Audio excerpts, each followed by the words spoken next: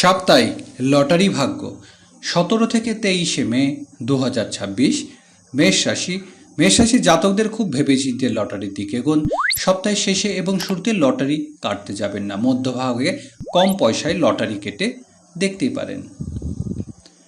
বৃষ রাশি।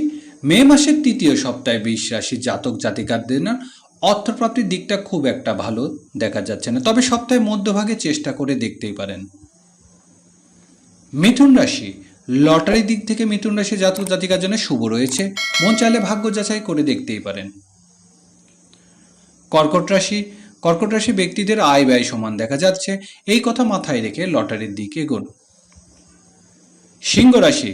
মে মাসে তৃতীয় সপ্তাহে সিংহ রাশি জাতক জাতিকার খুব বেশি অঙ্কের লটারি না কাটাই ভালো হবে, তবে কম অঙ্কের লটারি কাটতেই পারেন, কারণ ব্যয় বিশেষ দেখা যাচ্ছে না।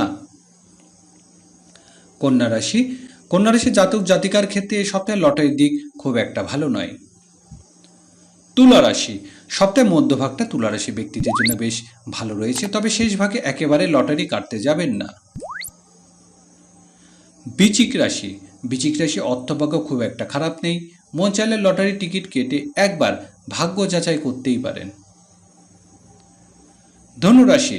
লটারির দিকে না এগোনোই ধনুরাশি জাতক জাতিকার জন্য খুব ভালো হবে, তবে কম সংখ্যায় লটারির দিকেও যাবেন না। মকর রাশি। মকর রাশি জাতকরা সপ্তাহের শুরুতে একবার চেষ্টা করে দেখলেও শেষের দিকে একেবারে লটারি টিকিট কাটবেন না। কুম্ভ রাশি। কুম্ভ রাশির জন্য সপ্তাহের শেষের দিকটা বেশ শুভ রয়েছে, তাই শেষে একবার চেষ্টা করে দেখতেই পারেন। মীন রাশি। এই সপ্তাহে মীন রাশি জাতক জাতিকারা মন চাইলে লটারি কাটতেই পারেন।